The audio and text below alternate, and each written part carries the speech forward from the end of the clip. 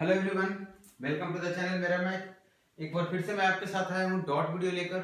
आज का जो वीडियो है, इस वीडियो में मेरे पास बहुत कम सवाल हैं। मेरे पास सिर्फ 4 सवाल हैं आपके द्वारा दिए हुए, और इन चारों सवाल छोटे छोटे सवाल हैं, लेकिन अच्छा सवाल है। आपको छोटा सा कॉन्सेप्ट जरूर सीखने को मिलेगा। अब देखिए, जैसे पहला सवाल जो आपके स्क्रीन पे दिख रहा है, आपको देखिए सवाल पढ़िए क्या कर रहा है। सवाल कह रहा है कि 12 घड़ियां बेचकर एक दुकानदार जो है 2 घड़ियों को विक्रय के बराबर लाभ कमाता है। इसको बहुत तरीके से आप समझ सकते हैं। एकदम सिंपल भाषा में, अगर बोलचाल की भाषा में आप समझने की ट्राई कीजिएगा, तो आप मुझे बताइए कि अगर कोई 12 घड़ी बेच रहा होगा तो उसको पैसा कितना मिला होगा बेचने के बाद? तो आप कहेंगे सर 12 घड़ी का विक्रय मूल्य के बराबर। और अगर उसमें से 2 घड़ी के विक्रय मूल्य के बराबर वो प्रॉफिट कमा ले रहा है, समझिएगा बात को, अगर 2 घड़ी के विक्रय मूल्य के बराबर प्रॉफिट कमा ले रहा है, तो आपसे मैं पूछूंगा कि उसकी लागत उसमें कितनी है, तो आप कहेंगे सर 10 घड़ी के विक्रय मूल्य के बराबर। आप देखिएगा, इसका मतलब लागत कितना हो गया? 10 घड़ी के विक्रय मूल्य के बराबर, जबकि लाभ कितना है? 2 घड़ी के विक्रय मूल्य के बराबर। तो लाभ परसेंट आप नहीं निकाल लेंगे? एकदम छोटा सा सिंपल सा मेथड। दूसरी बात रही कि अगर मान लीजिए आपको इसमें कॉम्प्लिकेशन है समझने में, तो आप ये बताइए प्रॉफिट कितना दिया हुआ है। तो आप कहेंगे सर 2 घड़ी का एसपी, और कितना घड़ी बेचने पे प्रॉफिट हुआ है? तो कहेंगे 12 घड़ी। तो 12 घड़ी बेचने पे जो प्रॉफिट हुआ होगा वो क्या हुआ होगा? 12 घड़ी का एसपी माइनस 12 घड़ी का सीपी, इसी को प्रॉफिट बोलते हैं ना। और ये दिया हुआ आपको 2 एसपी। आप मुझे बताइए, अगर 12 घड़ी का क्रैमुल आपको निकालने बोलूं, तो आप इसको इधर कर देंगे और इसको इधर लेके चलाएंगे, तो आपको पता चलेगा 12 घड़ी का जो क्रैमुल है वो आपके 10 घड़ी के विक्रयमुल के बराबर है। तो आपको 12 घड़ी का क्रैमुल पता चल गया, कितना? 10 घड़ी के विक्रयमुल के बराबर। क्लियर? और प्रॉफिट आपको कितना है? 2 घड़ी के विक्रयमुल के बराबर। तो प्रॉफिट परसेंट क्या हो जाता है? प्रॉफिट बटा क्रैमुल बटा 20 गुना 100। आप इस दोनों को लेकर आगे बढ़िए। यहां से आपको जो नजर में आया है, ये है 10 एसपी बराबर 12 सीपी। एक तीसरा मेथड देखिएगा, इसको समझाने के लिए डिटेल में गए, इसको समझिए। यहां से अगर रेशियो की आपसे बात करूंगा, तब कहेंगे सर सीपी बटा एसपी जो है ये 10 बटा 12 है। अब चाहे तो इसको और तोड़ सकते हैं, चाहे तो आप रहने दीजिए। मतलब कोई सामान 10 में खरीद के कितना में बेचा जा रहा है? 12 में बेचा जा रहा है। रेशियो है, क्वांटिटी का नहीं, प्राइस का। कॉस्ट प्राइस और सेलिंग प्राइस का रेशियो। कोई सामान 10 में खरीद के 12 में बेचा जा रहा है, तो कितना का प्रॉफिट हो रहा है? 2 का। कितने पे? 10 पे। अगर आपसे बात किया जाए 100 पे कितने का प्रॉफिट हुआ, तो आप कहेंगे सर 20 का। क्लियर है? ठीक। नेक्स्ट सवाल देखिए, कर रहा है A plus B plus C का वैल्यू अगर आपको दिया हुआ है, साथ में आपसे पूछ रहा है कि A square plus B square plus C square का वैल्यू दिया हुआ है, और पूछ कर रहा है ए बी सी का रेशियो पूछ रहा है। देखिएगा सवाल जो आपके सामने आ रहा है वो कह रहा है कि A plus B plus C की जो वैल्यू है 4√3 है, और A square plus B square plus C square की वैल्यू है जो आपको दिया हुआ है 16, और आपसे पूछ रहा है ए रेशियो बी रेशियो सी।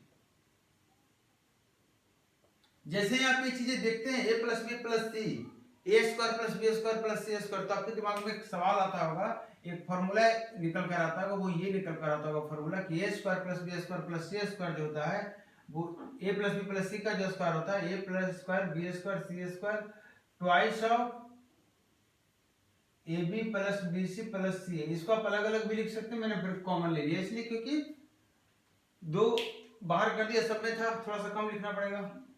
अब देखिए, आप करें a प्लस बी का प्लस सी का वैल्यू दिया हो 4√3, तो 4√3 का स्क्वायर कितना आ जाएगा? 4 का स्क्वायर 16√3 का स्क्वायर 3, तो 16 गुणे 3 कितना? 48। और a plus B plus C का स्क्वायर कितना दिया? 16। तो इधर आके इसको माइनस कर दे रहा हूं, इधर बच गया आपका 2 into A B plus B C plus C A, और पता चल गया आपको कि ये हो गया 32, और ये भी 2 से कट के आ गया, मिलकर आ गया 16। अगर किसी का 16 वैल्यू है और उसका नाम अगर आप बोल रहे हैं A B plus B C plus ये है, और कोई और है जिसका नाम 16 है, और वो उसको क्या कह रहे हैं लोग? A square plus B square plus C square. आप कह सकते हैं यहां से जो निकल कर आया इंफॉर्मेशन कि A square plus B square plus C square की जो वैल्यू है ये A B plus B C plus C A के बराबर है। अगर इस तरह की बातें कभी होती है, इसका मतलब हम कह सकते हैं ये इसके बराबर है, ये इसके बराबर है, और ये इसके बराबर है। आप कहेंगे सर आप ये इसके बराबर क्यों ले रहे हैं? आप इसको इसके बराबर ले लीजिए, कोई दिक्कत नहीं है, आप इसको इसके बराबर ले लीजिए। लेकिन अगर इसको आप इसके बराबर लेते हैं तो किसी एक को किसी दूसरे के बराबर लेंगे ना, इसके बराबर तो आप दूसरा ले नहीं सकते हैं। तो इस तरह की चीजें जब आती है आपके सामने, तो आपको किसी एक का लेना है, लेकिन जो एग्जाम चूंकि आप तैयारी कर रहे हैं तो आप कोशिश कीजिएगा सिमिलर लेने की। जैसे ए बी है तो पहला ले लिया, बी सी है दूसरा ले लिया, सी है तो तीसरा ले लिया।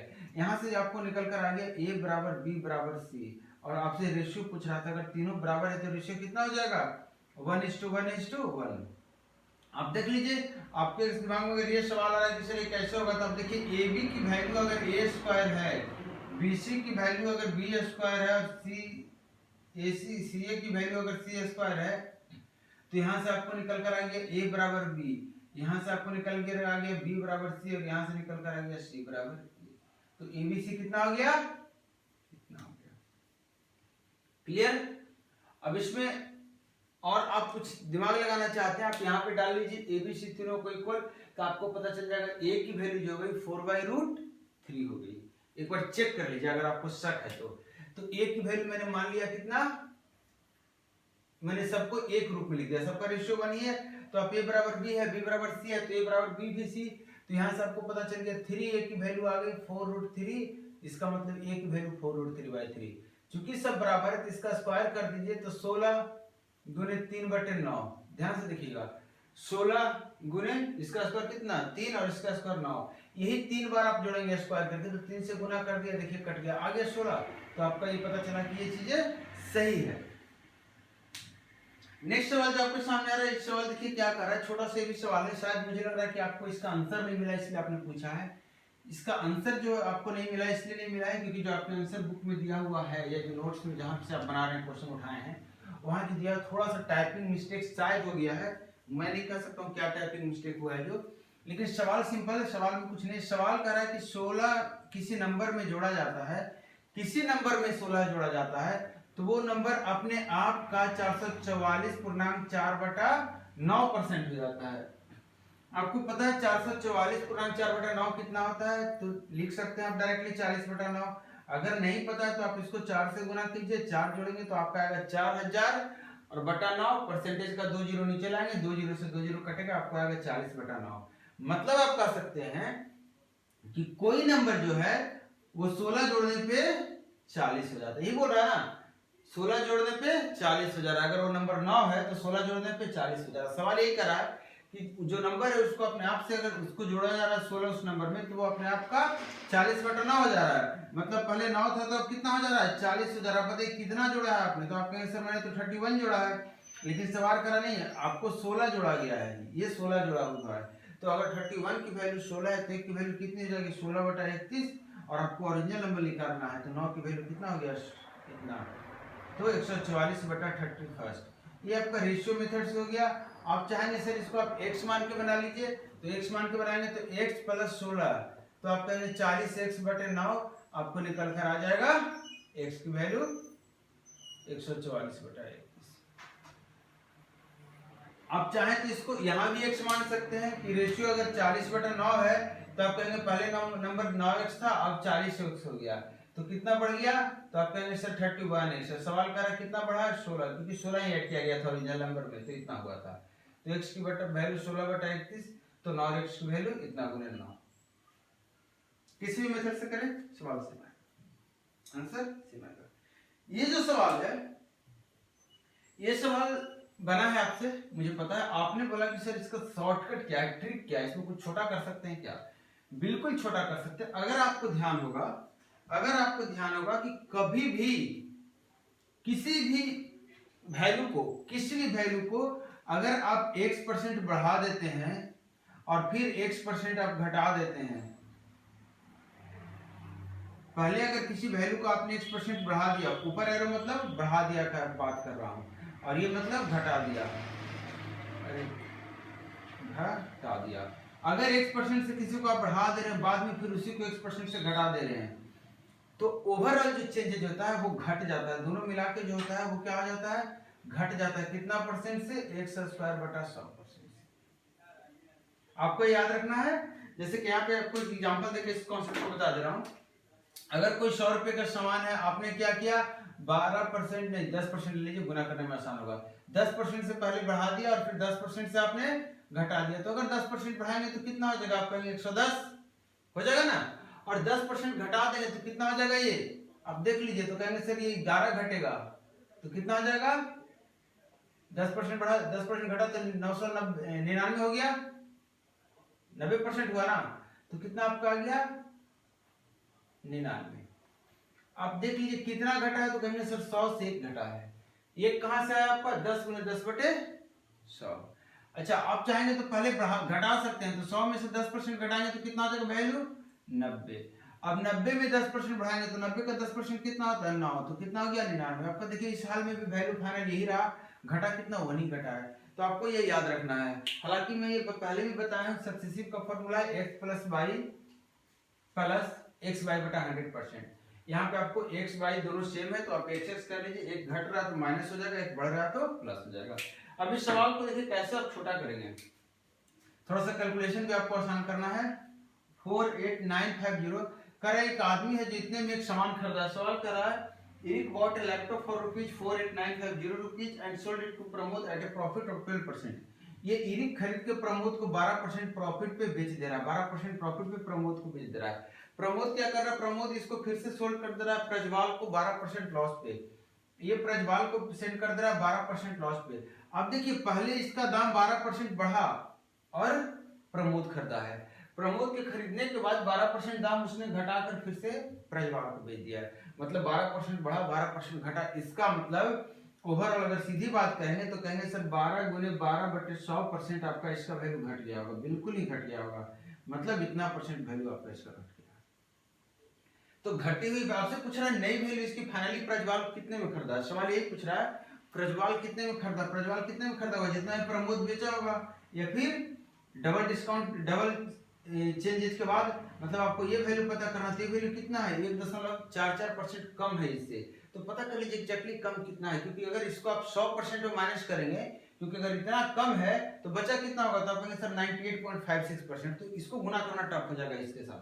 तो हम एक राउंडिंग लेके चलते हैं, राउंडिंग जितना छोटा नंबर के साथ अगर आपको लेने का मौका मिले उतना छोटा नंबर के साथ लीजिए, आपका क्या हो जाएगा वैल्यू ज्यादा क्लोज रहेगा। अब देखो 1.44% है तो परसेंट का यहाँ कर दिया और इसको 00 यहाँ कर दिया, ध्यान से देखिएगा। मैंने यहाँ पे देखिए 2 राउंड कर दिया, ध्यान से देखिए, मैंने यहाँ पे 4 डिजिट लिया और 4 डिजिट काट के डेसिमल यहाँ बैठा दिया। ये देखिए लगभग 4.9 है और ये लगभग 144 है कि नहीं है। तो इसको भी गुना करने में अगर आपको तकलीफ हो रहा है तो और इसको छोटा कीजिए। आपको बता रहा हूँ राउंडिंग कैसे कैसे कहाँ कहाँ पे काम आएगा। तो मैंने देखिए सबसे पहले आप क्या कर लीजिए, ये 00 10 इसको काट लीजिए, 5 से काट दीजिए 200, 2 से काट दीजिए 100 और ये हो गया 72, और इसको जब आपने 5 से काटा तो कितना हो गया 5 9 45, 3 5 7 35 और 5 9 45, आपको ये निकल कर आ गया। अब आप देखिए इसको आप 980 लिख दिए थे, 0 से 0 कट गया, 72 गुने अगर 80 आप कर सकते हैं तो कर लीजिए, नहीं तो इसको भी 0 से 0 उड़ा दीजिए। 98 गुने 7 कर लेंगे तो 8 9 72 कितना हो गया 7 9 7 63 7 70 आ गया ना। तो लगभग आपका 702 रुपये का लॉस हो गया इसमें, 702 रुपये का लगभग आपका लॉस हो गया। ध्यान देना आपने कैसे कैसे किया है। तो जो रिजल्ट आपका निकल कर आएगा वो जो नया वैल्यू है वो कितना है, इसमें से 702 रुपये माइनस कर दीजिए, इतना ही वैल्यू इसका घट गया है। तो आपका 8 आ गया, 4 आ गया, 2 आ गया, 8 आ गया, 4 आ गया, 48,248 रुपये रह गया इसका वैल्यू, 48,248। अब देखिए एक ऑप्शन आपके पास है, पहला ऑप्शन आप देखिए 48,200 कितना है 45.12। तो आप इस तरह से राउंडिंग कर सकते हैं, राउंडिंग आपको इस तरह से कैलकुलेशन को इजी करने में आप यूज कर सकते हैं। ध्यान रखना मैंने राउंडिंग डायरेक्टली इसको सेलिंग प्राइस पे नहीं किया, मैंने सिर्फ लॉस निकाला है, जो फाइनली जो वैल्यू घटा है मैंने वो पहले निकाला है। याद रखिएगा अगर 1000 मान लीजिए यहाँ पे कितना डिजिट था आपका, देख लीजिए 5 डिजिट था, तो यहाँ भी 5 डिजिट ले लिया।